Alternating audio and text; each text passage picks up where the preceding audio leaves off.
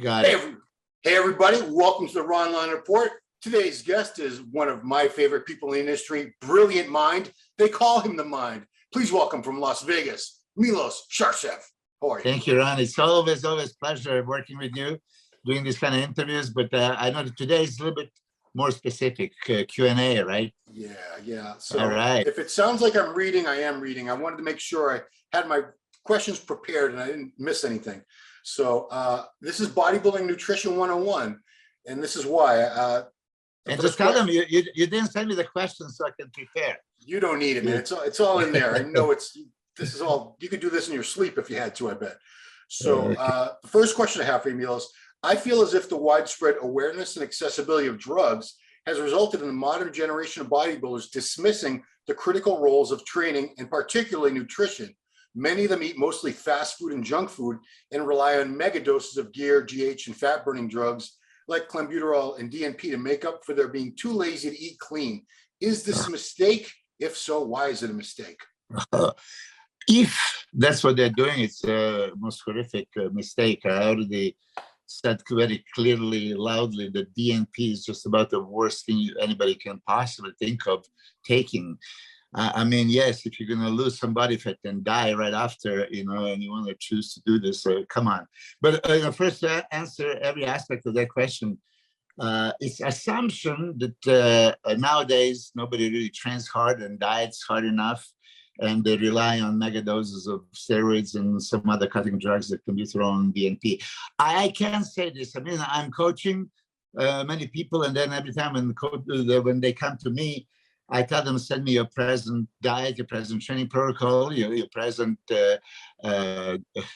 steroid protocols as well, and everything else that you're doing. So I can't really tell you that too many people I work with went that direction, that they're relying on that. I have to be fair. Yes, in interviews, many times, even yourself included, when you ask me what's the difference from back 80s and 90s to this generation, I see constantly, notoriously overtraining, train less, right? And then when you talk about the steroid cycles and drugs in general, nobody believed what Dorian Yates did. No, he can't be that big. He had to be doing much more. Going from my athletes like Dennis James, Troy Abs, Johnny Jackson, I mean, the list goes on. If I would say this publicly, people would call me a liar because they don't want to believe that. They would want to believe that, in order to get this kind of size, you just have to do more and more. And if you're talking already about anabolic steroids, I said that many times, anabolic steroids promote constructive metabolism. It's building, it's positive. It can actually make you healthy. Abuse of it is when you cross the line and now you can get yourself in trouble, hormonal disbalance, and chaos, really. Right. So are most of the nowadays bodybuilders and regular people abusing it? Probably because it's a monkey see, monkey do society, and that they hear those stories, they read on Google, what other people are doing, which obviously dealers in their interest is to tell you how much Jay Cutler is doing. So when Jay Cutler says that he's been taking 500 milligrams of testosterone, nobody wants to believe it, right? This is just not acceptable. So yeah, they follow the blind, and when blind leads the crowd, where you guys gonna end? No, anabolic steroids used properly can enhance your health. They promote constructive metabolism, increase protein synthesis, remove degradation almost completely. I would say that if people are abusing it, they should first educate themselves and consider that anabolic steroids as a medicaments are made for purpose, for critically catabolic patients, that when you're weak and old and injured, burned, when you're dying, is going to bring you back from the dead. This is why it's the doping, right? Doping is just ethically not allowed. It's not unhealthy. It's ethically not allowed because if you use it, you're bigger, stronger, faster, you recuperate easier. You are just, no longer I say that always, Clark Kent, you're Superman and you can fly. Yeah. Okay, let's get into some more current nutritional trends that popped up over the past decade or so. So most bodybuilders eat every 2 to 3 hours, but lately a lot of people have been trying intermittent fasting, where you fast for about 16 hours out of the day and then cram all your meals and calories in the other 8 hours. What's your opinion on intermittent fasting? It's idiotic, idiotic for bodybuilders, of course. It's longevity and this trend that, okay, you should starve yourself. If you starved mice lives longer than the one that is fed. Good. I don't want to live like 1 year as a sheep. I'd much rather live half year as a lion, right? And bodybuilders are lions. This intermittent fasting makes zero sense to me. If you're going to do what? 16 hours fasting and then eat whatever in sight. I mean, why 16? Why not 18, 20, 22? I mean, why don't you do just Jesus Christ thing and go 40 days without the food and then, feast for a week? Doesn't make sense. We need calories, we need nutrients, we need energy, to survive and live and to perform. If you're a bodybuilder that wants to pack on muscle size, have an intense workout, lift some heavy weights, how can you possibly fast? This makes no sense. So I did read a lot of information, and there's a lot of actually scientists and doctors that I respect. They suggest intermittent fasting for outer shape people that need to lose body fat, right? The ones that don't train, and they try to make it simple for them. So they restrict the calories and they have a time restricted diet. So whatever amount of time you're not going to eat, but then they give them freedom to eat anything. Again, I always said this, my favorite Socrates quotation is, I can't teach you anything, I can make you think. So please think. Does it make sense? First, to starve yourself, and then to indulge on anything that you've been craving for this 16, 18, 20 hours. It doesn't make sense. I'm going to start calling you the Socrates of bodybuilding. How's that? I love it. I like that. So the next one, even more popular diet trend in recent years has been IIFYM, or if it fits your macros. With that, if you're supposed to eat, for example, 500 grams of carbohydrates in one day, supposedly it doesn't matter if it comes from cleaner foods like rice and potatoes or junk food like Pop-Tarts and Fruity Pebbles. Do you believe a carb is a carb, or does the body treat those different types of carbs differently? Of course it's not. I mean, I have to take this to a grain of salt, because if it fits your macros, well, if you define what macros should be, if it's carb, it's not any kind of carb. You have a simple carbs, you have a complex carbs, starchy complex, fibers. They're specific. If you take simple carbs, also is this fructose or glucose or sucrose or any combination of.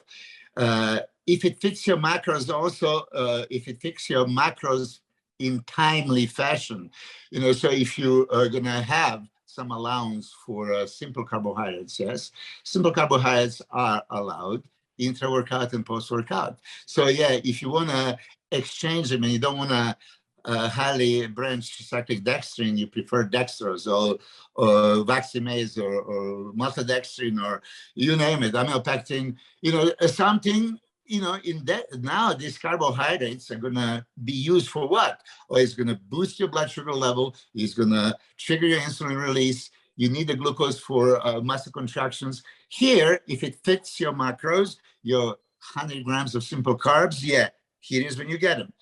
Okay. Complex starchy carbs around, yeah, if it's in timely fashion, if you do amount that you're supposed to be doing, not in a 24-hour period, but in timely period, if you time it.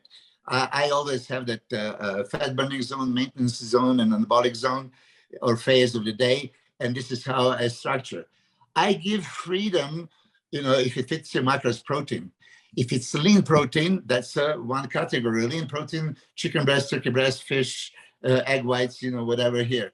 Oh, or if it fits your macros, protein and fat. So if I'm going to give you a higher fat protein meal, yeah, you can choose fatty protein, or you can have a lean protein with additional fats. Yeah, even there, it's very specific. Do you want to just any kind of fats, saturated, hydrogenated, trans fat? Some, it can't be defined if it fits your macros, and macro is considered just a fat, because fat is good fat, bad fat, unsaturated, saturated, mono, polyunsaturated. There are so many different carbohydrates. Same as I said, it's starchy carbs, it's fibrous carb, it's a simple carb. So no, I think it's a good idea. I mean, if I would do your diet, Ron, and I know that you do quite well, and I give you 6 meals, when I give you lean protein source, I give you the options, so you can choose, okay? If I give you a fatty protein source, I can give you to choose. I mean, I like eggs, somebody likes red meat, somebody likes salmon, whatever that might be. But if it fits your macros, it's considered by your caloric requirement during a day. Okay, so if it's 3,000 calories, you're going to divide it by 400 or 500 grams of protein and 400 or 500 grams of carbs, a little bit of fat. Yeah, you can play with it, but it can be just any kind of fat, any kind of carb, any kind of protein. Gotcha. It should be chosen one. Gotcha. Perfect. Okay. You just brought up protein requirements. That's another controversial topic. Some people recommend a daily intake as high as 2 grams per pound of body weight. I've heard even higher than that. Others say a gram or even less is more than adequate. So where do you stand on that? Or does it differ by the individual? Yeah, it's different by the individual, but you didn't see me. I was raising my hand when people say 2 grams per pound. Yeah, this is me.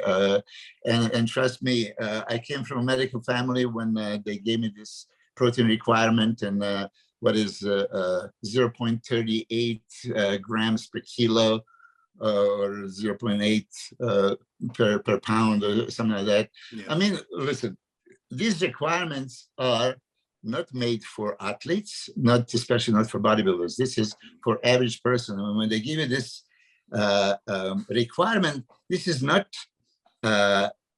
optimal. This is minimal for survival. Yeah. And it's based really on the essential amino acid profile. It's not like any. All the proteins that we take, 20 amino acids, right? And there's 18 is glycogenic, 2 ketogenic, and some are interchangeable. You have 8 essential or 9. Somebody consider his eating essential. Those are the ones that your body cannot produce, and this is why is that protein requirement. You need to take those, because if your body can make non-essential amino acids, it can be manufactured within. It's not essential. Your body can. There's that protein turnover, and body can manufacture it. But so as I started from a medical, family, I just did that little bit of protein, and then I heard maybe you should increase the protein. As I increased it to 2 grams per kilo at a time, and then 3, and then I went to 3.5, almost 4 grams per kilo. I was gaining the most amount of muscle mass. Every time I would get off of it, reduce it because I don't need it. I mean, I heard some very respectful people, just like Lee Haney, guy that I love and respect a great deal. And he was considered monster back in the late 80s, beginning of 90s. And he was moderate, like he having like a gram and a half of protein maximally. I went 2 grams per pound, and I encourage people to take even more, even 3 grams per pound. You know the whole story about Nasser somebody coming to my house, seeing those journals. Yes. And at that time, Nasser was taking 250 grams of protein daily. Wow. And then he saw my journals. I have here one. You probably saw it before. I was taking 450 to 550 grams of protein every day. Wow. So Nasser being Nasser, he says, okay, if you small punk take 500, I'm going to take 600, right? Yeah. And I mean, he blew up. So yes, for me, average person needs 1 gram easily. Athletes, 1.5 grams, and any muscle building athletes, I would push them to 2 grams of protein per pound. I have Andy Bell. I have a few other guys that I was coaching back in the day. They're very knowledgeable. They said, Milos, okay, so with your theory, more is better. How about if I increase to, 3 grams or 6 grams per kilo? And he got the greatest results there. Wow. Now, I went on explanation for this. I'm sure you heard, oh, there is maximum 30 grams of protein that you can assimilate in one sitting and all this. These ridiculous things. I mean, I already did a few interviews about it. No, you would assimilate 100% of anything that you're going to be taking. Would everything go to the muscle protein synthesis? No.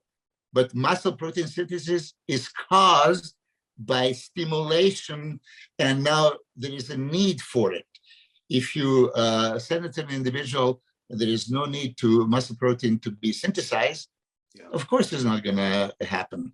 At that time, no protein, like I said, can be converted into the gluconeogenesis. So any extra protein, would it be wasted? Well, it's going to be converted to the energy.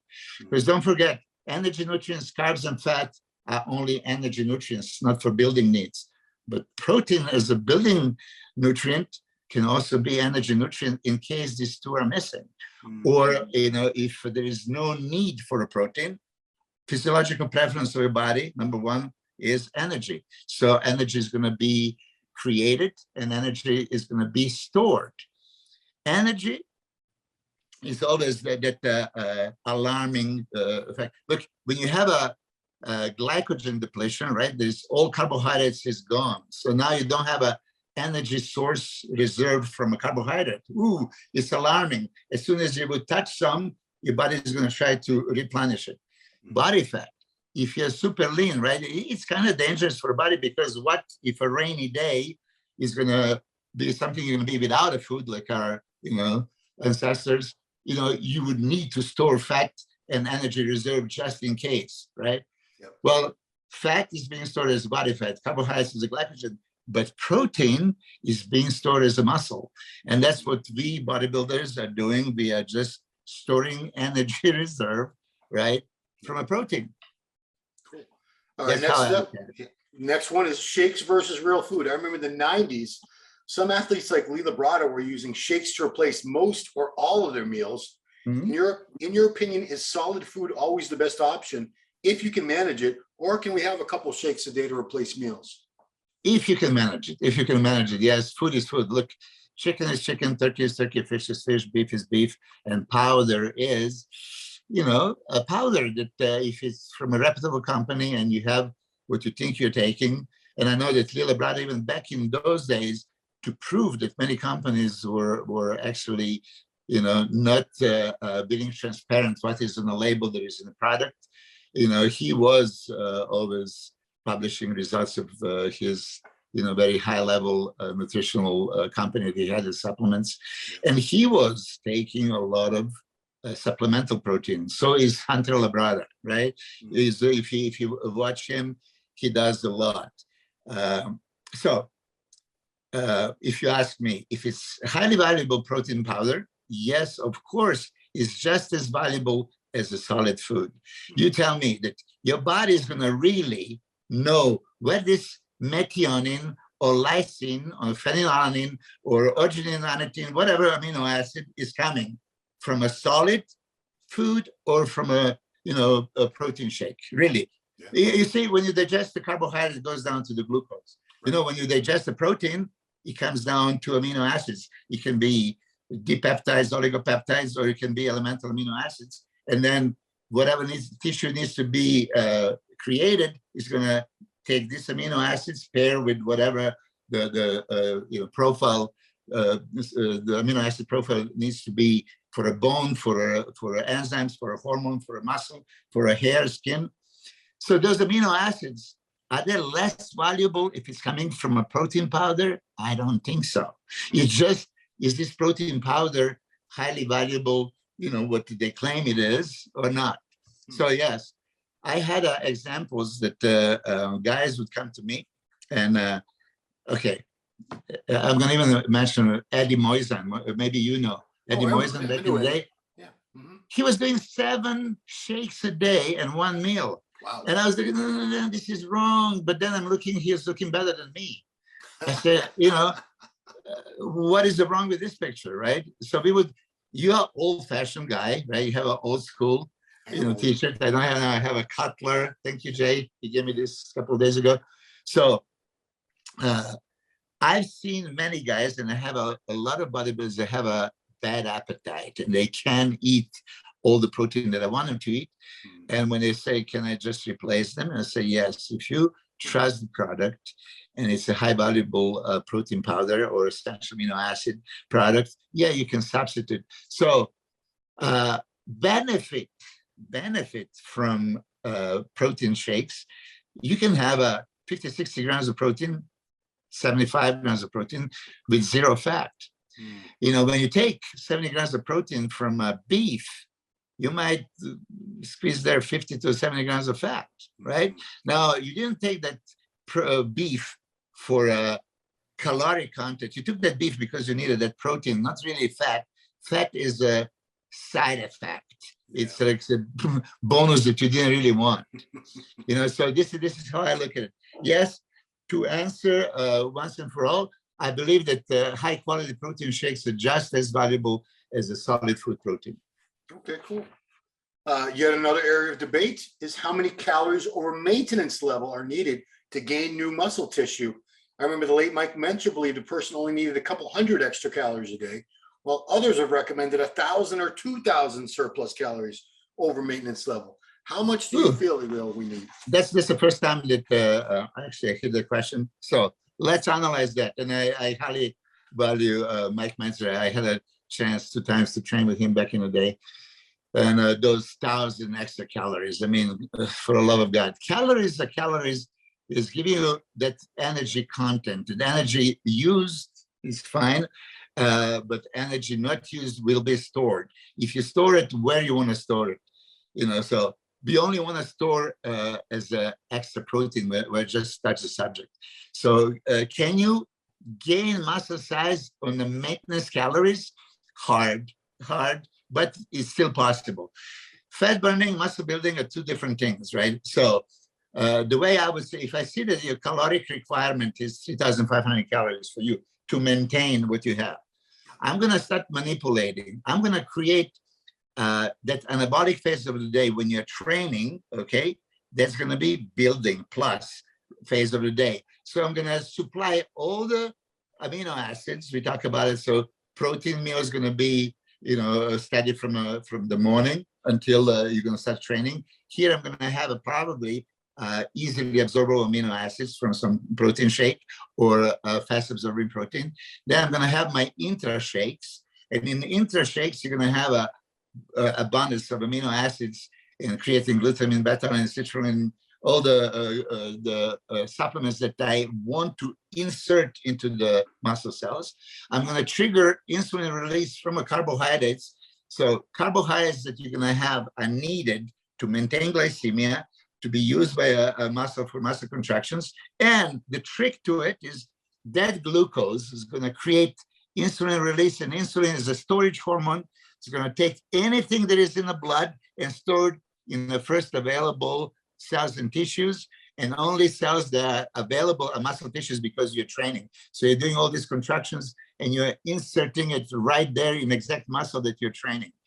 I've seen more retention of muscle with this concept than with the more calories later when not needed. Okay, so you can get away with this kind of training even in maintenance calories. You're going to start creating a difference. But what would I do? I would for sure increase, you know, anywhere from 300 to 500 calories daily, and those calories are going to come just from protein and carbs, certainly not from fats. Gotcha. Okay, here we go. One area you definitely pioneered was intra-workout nutrition. All those athletes you trained back in Fullerton, California, when you owned Coliseum Gym, they drank a custom concoction during their workouts. It's 20 years later. Can you tell us what those guys were all drinking, like Dennis Wolf, Dennis James, Silvio, all those guys? Yes, back in the day, Hidetada, Stubbs, anybody that came to my place, they understood, okay, when you start training, okay, this is going to create that hyperemia, increased blood flow to the muscle. That only happens, and I'm going to emphasize this, only happens during the training. So for anybody that is missing out on this, I'm saying this over and over, and many people quoted me before, don't fly empty plane from Las Vegas to New York, right? Yeah. Why? It's you need the passengers to make that flight worth it. Don't send empty blood into the muscle, working muscle, because when you have 5-6 liters of blood, right? And now that you and I are talking, 10% is in the muscle. And if right now you and I start, pumping the chest and doing like crazy chest workout, within 20 minutes, 70% of our blood is going to be in the chest muscle. Wow. This is that hyperemia. It is documented, and I talk about it. The most documented was in a quadricep with intense training. But so just imagine if it's 10% of the blood, 12% or 60-70%. Now, if that blood is so saturated with essential amino acids that are pre-digested, ready for uptake, and creating glutamine, glucose, beta-alanine, citrulline, L-carnitine, you name it, whatever you find useful, you put in this concoction, right? Because it's ready for uptake. It's hydrolyzed already. Your body doesn't need to break down into components. It's ready. Now that glucose that you're going to be taking intra-workout is going to trigger insulin release. And whatever is in the blood, insulin takes out like a Federal Express immediately, because insulin is hormone that wants to regulate your blood sugar. If you are hyperglycemic, hyperglycemia is toxic. And that's why insulin is there to regulate it, right? So it's to bring it down. How does it bring it down? By disposing out of the blood, taking into the tissues. So if you take high sugars throughout the day, yes, insulin is your enemy, because it's going to make you fat, because you're not directing where those calories and carbs are going to be going. But in a training, the only place that could possibly go is straight back into the muscle cells of exact muscle that you're training. So that was my theory that I told the guys. They said, well, that sounds good. Let's do it. But I didn't have a product.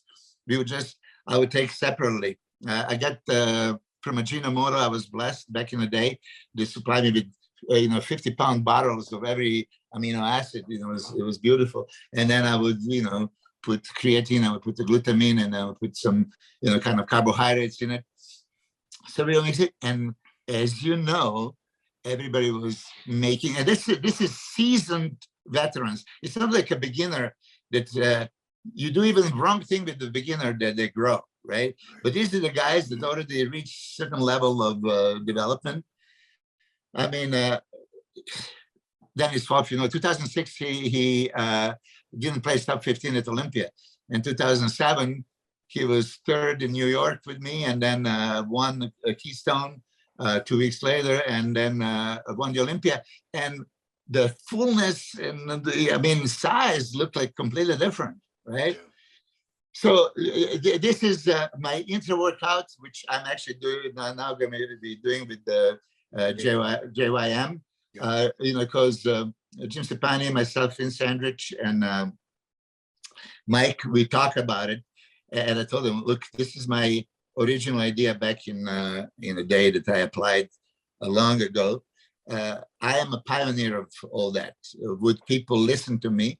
I still don't know. Even this interview, I said the same thing over and over and over. There is still people that don't follow, and this is why I don't understand. And I'm going to ask you, Ron, a typical example. Okay, I don't know if you use it or not, but if you don't use it, what is your excuse? What is your explanation? Intra-workout? Why don't I use intra-workout? Me, because I've tried other ones and they had like sweeteners in it, and I got nauseated when I was drinking that when I trained. Okay, but you can, search for the products that they don't. You understand that now when you train any muscle, let's say you're going to do legs today, and you go there and you're stimulating, yes, but that blood is going to go straight to your quads, and blood is not prepared, and it's not primed, to trigger anabolic hormone release and then anabolic nutrients available. So instead of nailing it right there into your quads as you're training, job done, you're gonna empty it, catabolize it, and then as exercise physiology is telling us, your body's gonna recognize micro tears of the muscle fibers there, loss of glycogen, and is gonna slowly replenish afterwards. but you're breaking down. You are catabolic. Catabolic is negative, catabolism is minus, anabolic is positive. So you are purposely catabolizing yourself with a hope you're gonna eventually put it back. Body's gonna put it back.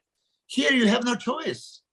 Your body's gonna, because aminos are there, creatine, glutamine, beta-alanine, citrulline, everything is there, right? Yeah. And glucose is going to trigger that insulin, and insulin is going to push everything out of the blood into the cells of the muscle that you're training. If you're missing out that opportunity, for me, that's like missing out on the greatest thing you can have to improve. I'll be honest. I mean, I always assumed, and now you're about to correct me because I'm sure this is an incorrect assumption, that as long as I had my whey protein and my cyclic dextrose right after the workout, I was fine. I didn't have to have anything during the workout except water. So, so if this is capacity of your muscle, right? Yeah. All right, and it's always like halfway there. It's not fully loaded, right?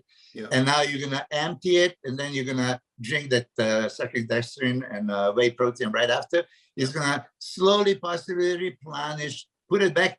And this is if physiological preference of your body at that moment is not to take care of any other physiological process, but to take care of that shock that workout produce. But if you're under stress and your specific diet and you were lacking a lot of amino acids for other tissues, not for muscle tissues, they're going to take a preference. They're going to take a preference because in order of preference, body does what it needed. But here when you're training, the only place that these aminos can go is in exact muscle fiber that's of muscle that you're training. It has no possibility to go anywhere. Gotcha. This whole story about Mustafa Muhammad back in the day, being hyperkalemic, and heart was about to after one of the contests, 2004 Olympia. Yeah. So basically, they rushed him to the hospital, and super high potassium level, could stop your heart. How do they take the potassium out of the blood? They hook you up on insulin, IV, and take it out. So to quickly take anything out of the blood into the tissues, yeah. That's what is used. Well, that's the principle, that I'm applying right here. So when you're training, instead of just being satisfied with, I read somewhere that post-workout whey protein and cyclodextrin is going to replenish what I have lost. But you have lost. Why would you lose? Why would you lose at a time when you can gain? This was idea of my father, who basically questioned me about my theory of hypertrophy and how I'm going to create muscle growth. And when I told him the same thing, he said, well, you empty it and then you replenish it. Yeah. And I told you, I told many times, he gave me a sledgehammer and said, break your wall and then rebuild it, and then break it again and keep rebuilding it. Why would you do that?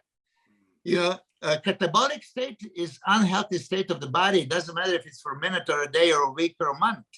Right. You are catabolizing. The only thing we want to catabolize is fat.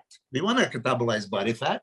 Sure. But catabolizing muscle tissue with a hope we're going to regenerate and replenish. And as you know, it takes 24 hours or whatever other researchers that they're coming up with. How long would it take to replenish it?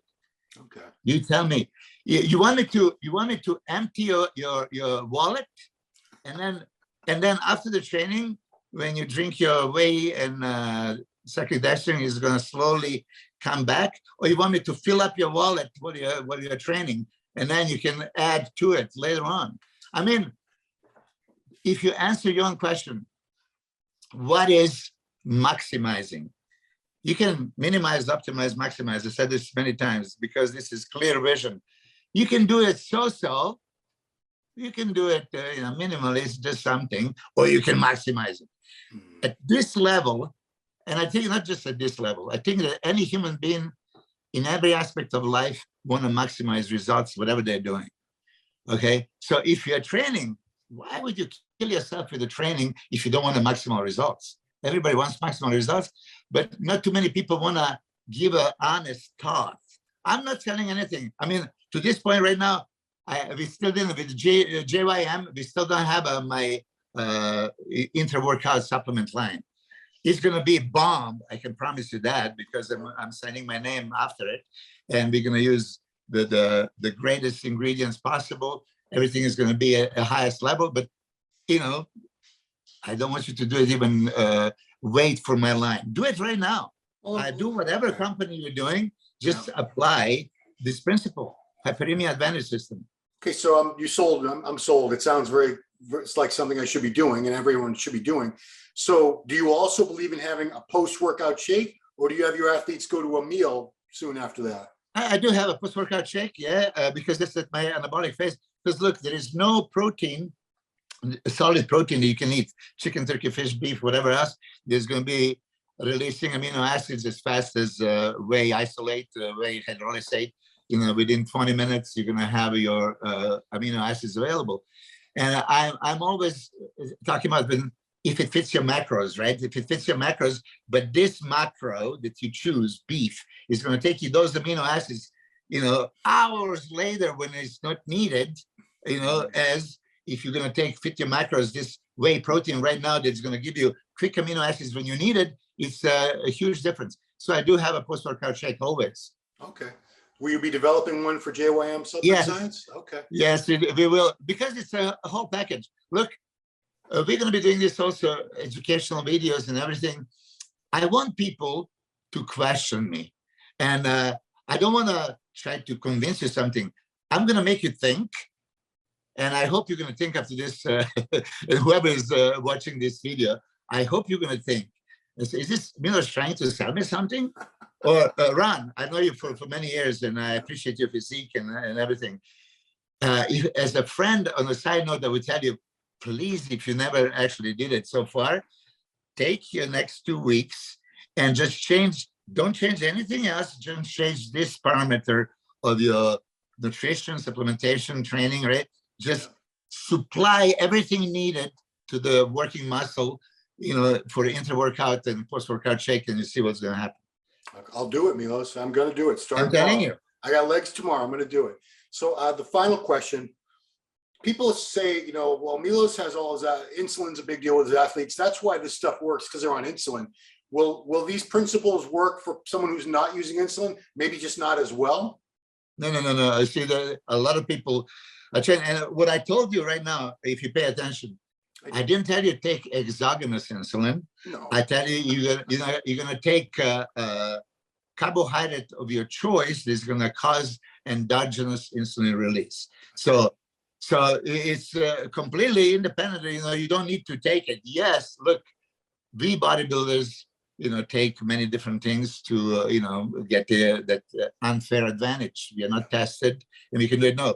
So for you, I'm not going to tell you, otherwise I would have to give you the insulin protocol. No, I'm just telling you, with these amino acids that you're going to be taking and all the other supplementation, if you listen carefully, glutamine and creatine and beta-alanine and citrulline and arginine, the L-carnitine, there's tyrosine, taurine, many things that if you find it useful, enhance it. Okay. But carbohydrate of choice, it can be as simple as dextrose. Dextrose is a monosaccharide, same as glucose, right? It's already developed. It's going to be released in your bloodstream within 3 minutes. It's going to peak within 45 minutes, right? So what you want to ensure is intra-workout to maintain glycemia. I had this discussion with Dave Palumbo, right? So he said, Milos, you can drive the car with a half tank or with a full tank, what's the difference? So if you have a glycogen, right?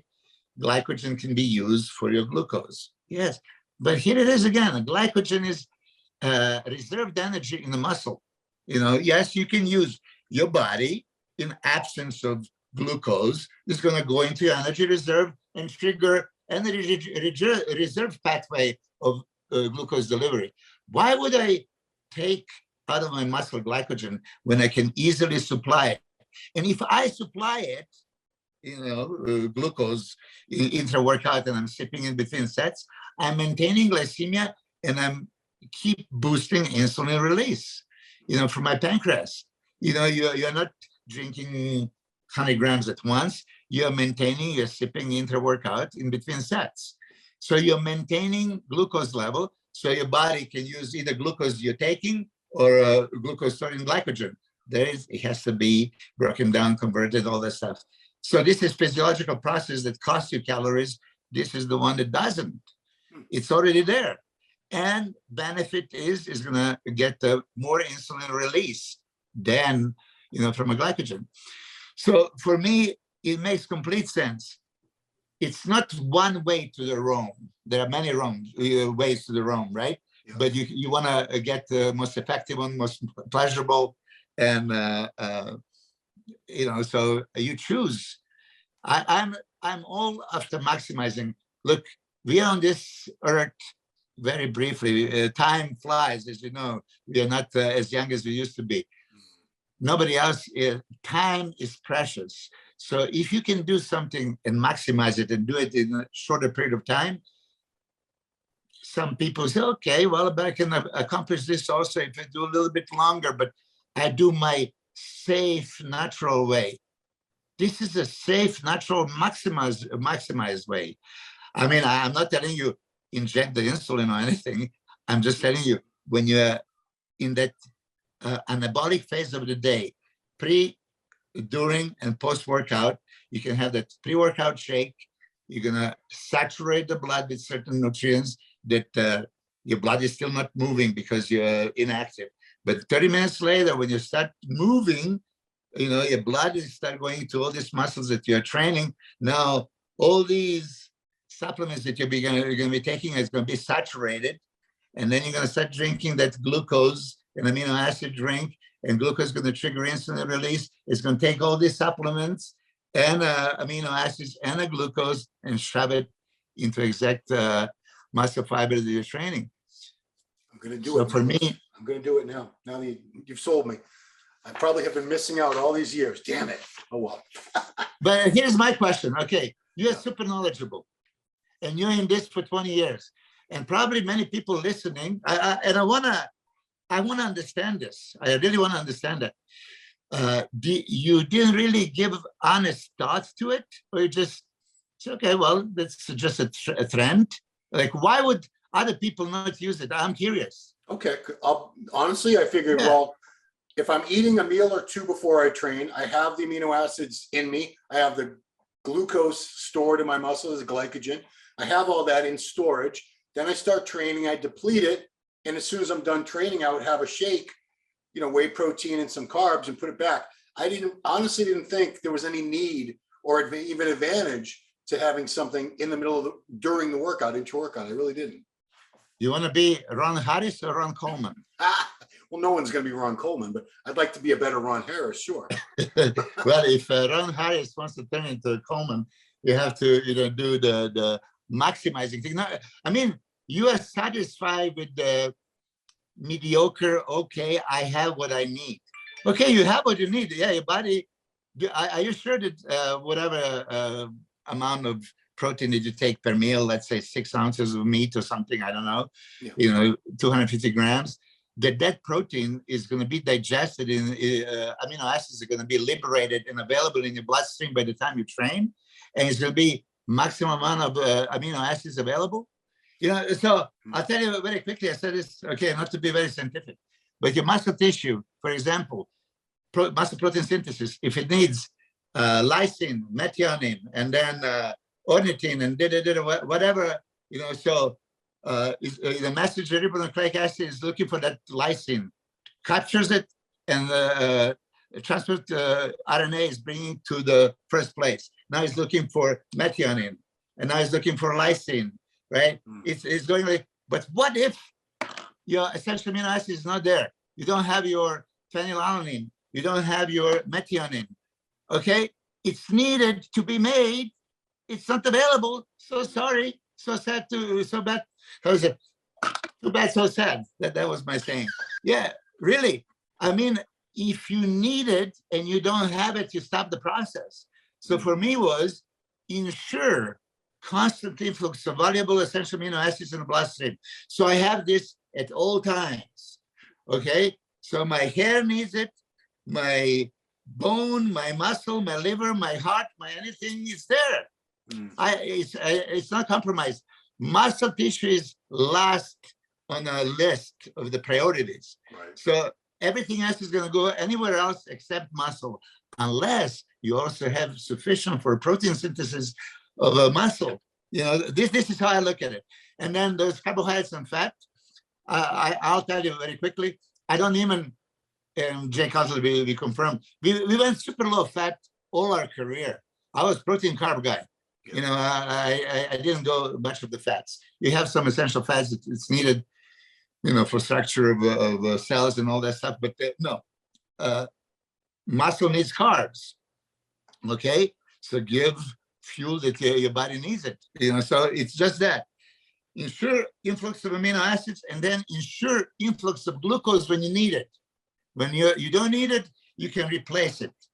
But boom, if you train once a day or train twice a day, okay, this is a time you must have everything needed. Amino acids, glucose. Elsewhere, you can reduce it and play with it. Gotcha. Okay. I'm going to start tomorrow. I'm going to really try this, and I will report back to you in 2 weeks. I'm curious. I love it. Thank you. Thank you for doing it. I'm not going to bump up my gear, nothing. Everything's going to stay the same. Yeah. No, everything else equal. That's the only way you can see if this system works. Gotcha. And look, I wouldn't be saying this 30 years later if I don't believe it. If I change my mind, I would say, yeah, okay, don't do it. Yeah. But I didn't change my mind. I'm so convinced that anybody that tries it is going to stick to it. And I get, I'm not going to say thousands, I get the hundreds of confirmation things on emails, Instagram, Facebook. Thank you. You're a genius. I tried this and it works. Of course it works. It's just, are you going to honestly try it? Or you're going to try it one day and, you're going to get, what did you get? Indigestion or something, or bloatness or something. Yeah. If you do the right thing, it's not going to happen. Cool. Well, thank you, Milos. It's been very educational. I see why people go to your seminars all over the world. Nutrition talk, really, it generally bores me. I'm not that interested in nutrition and supplementation, not that in training. I could talk training all day, but when you talk about nutrition, you're able to make it, I don't want to say dumb it down, but you can put it in terms that I can understand, because I don't like reading, textbooks and medical studies. It just bores me. So thank you for breaking it down for the common. I just have to make official. It's 3:33, right? Ooh, I'm supposed to train at 3:30 with Regan. Oof. So I'm gonna jump in the car. Okay, man. Thank you so much, Milos. Everybody, thanks for watching. I appreciate it. We'll see you guys next time. Okay, Ron. See you. Thanks, man.